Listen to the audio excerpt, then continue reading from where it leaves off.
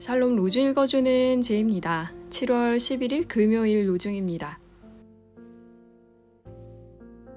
주님, 옛부터 내려온 주님의 규례들을 기억합니다. 그 규례가 나에게 큰 위로가 됩니다. 시편 119편 52절. 땅에 있는 우리의 장막집이 무너지면 하나님께서 지으신 집, 곧 사람의 손으로 지은 것이 아니라 하늘에 있는 영원한 집이 우리에게 있는 줄 압니다. 고린도후서 5장 1절.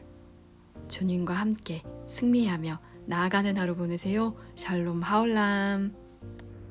샬롬, 좋은 아침입니다. 오늘도 말씀과 기도로 하루를 여는 우리 서로님들을 축복합니다. 정말 연이어서 너무너무 더운데 새벽에 조금 더위가 가셨습니다. 창문을 여니까 차가운 바람이 들어오고 온도가 25도까지 떨어지네요. 하나님이 창조하신 이 세상의 신비인 것 같습니다. 북쪽에 있는 차가운 공기가 이 남쪽과 서쪽에서 불어오는 뜨거운 공기층 때문에 고기압이 형성돼 갖고 못 내려오는 거죠. 그러니까 엄청 더워요, 지금 이 땅이. 이거를 인력으로 어떻게 할 수 있는 방법이 없습니다. 그저 관찰하고 받아들이는 수밖에 없는 거죠. 지금 우리들이 사는 세상이 그런, 뭐 이렇게 인간이 통제한다고 되는 게 아니잖아요. 근데 이런 건 또 있습니다. 왜 이런 이상기후 현상이 나타나나? 우리가 그동안 저지른 죄악, 무수히 발생시킨 탄소 때문에 영향을 많이 받은 거죠. 그러니까 지금이라도 좀 인류가 이런 상황들을 성찰하고 현명한 결정들을 해나갈 수 있기를 바라봅니다. 오늘은 소크라테스 대 바울이라는 주제로 함께 가르침의 본문을 묵상해 보고자 합니다. 소크라테스는 관념 철학의 창시자입니다. 이 세상은 부조리와 부정확함으로 가득 차 있고 저 건너편의 세상, 그러니까 이 현실 세계에서는 맛볼 수 없는 저 초월의 세상, 그러니까 관념의 세계에 가야지만 완전함을 찾을 수 있다는 거예요. 이 세상에 있는 우리가 눈으로 혹은 감각으로 관찰할 수 있는 모든 것들은 불완전한 거죠. 똑같은 컴퓨터라도 이게 달라요. 똑같은 전력, 똑같은 사람이 다뤄도 이게 어떤 때는 얘가 말썽을 일으키고 어떤 때는 제가 말썽을 일으키고 불완전한 세상인 거죠. 근데 관념 속 세상은 완전하다는 거예요. 그래서 이런 이야기를 설파하니까 그리스에서 너는 이 세상을 부정하는 자냐? 너 때문에 청년들이 말을 안 듣는다 하면서 사형 판결을 내립니다. 독배를 마시게 돼요. 그 독배를 마시면서도 행복했어요. 이제 이 불완전한 몸을 벗어버리고 참의 세계로 간다고 생각했기 때문에 행복해했답니다. 기독교 신앙도요, 구조적으로는 이것과 같습니다. 죄 많은 이 세상은 내 집안이네. 내 모든 보화는 저 하늘에 있네. 저 천국문을 열고 나를 부르네. 나는 이 세상에 정들 수 없도다. 하나님 나라, 그러니까 저 세상 천국을 대망하면서 이 현실 세계의 부조리함을 견디는 거죠. 그래서 이게 끝나고 나면 완전한 세상으로 갈 거기 때문에 이게 그렇게 소중한 게 아닌 거예요, 이 세상이. 바울의 가르침도 그런 면이 상당히 많습니다. 그러나 바울은 이 세상, 그러니까 우리의 몸, 육신을 부정하지 않습니다. 오늘 가르침의 본문도 그렇고 거기에 이어지는 말씀 5장 4절에 이런 내용이 있습니다.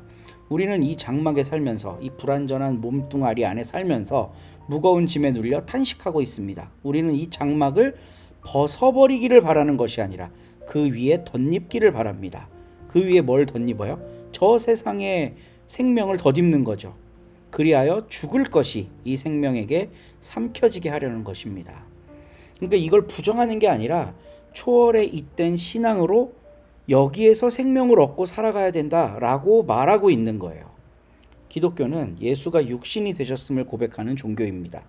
예수가 하나님이다. 예수는 신적 존재다.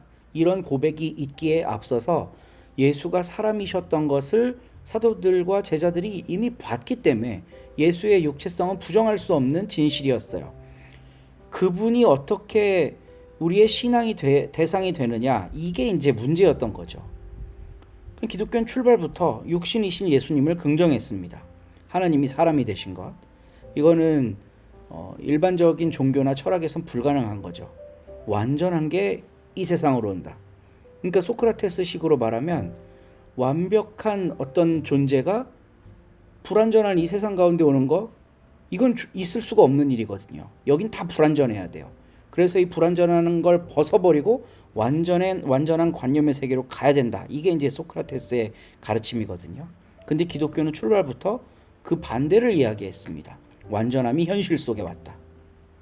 그러니까 몸은 벗어버려야 할 존재가 아니라 영원한 생명을 덧입고 잘 살아야 하는 대상이 되는 거죠. 그러니까 결국은 지금을 어떻게 사느냐를 고민하는 게 기독교 신앙의 출발인 겁니다. 그래서 우리도 이제 여기의 삶을 긍정합니다. 여기를 부정하고 저 세상으로 가는 신앙이 아니라 저 세상, 그러니까 초월에 잇대서 여기를 사는 거죠. 저는 이게 기독교 신앙의 핵심 중에 핵심이라고 생각해요.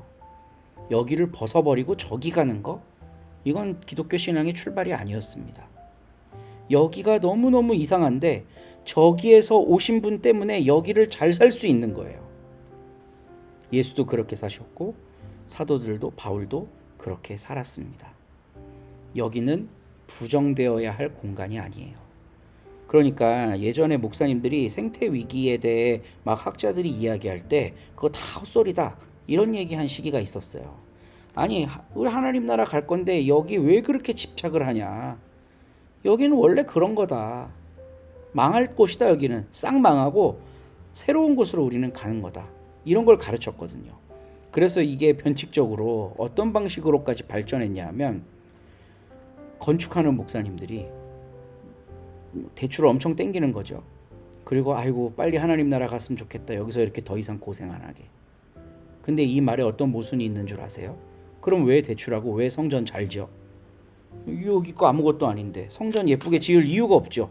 이 세상에 있는 건 다 부조리한 거고 불완전한 거고 없어져 버릴 건데 왜 교회 예쁘게 지으려고 수십억 수백억씩 대출해 갖고 그렇게 막 목숨을 걸어요. 그냥 벌써 그 말 속에 모순이 있는 거예요. 기독교 신앙은 이제 여기를 살되 초월의 생명에 잇대어 원래 부조리했던 세상을 바꾸어 나가는 거, 이게 핵심입니다.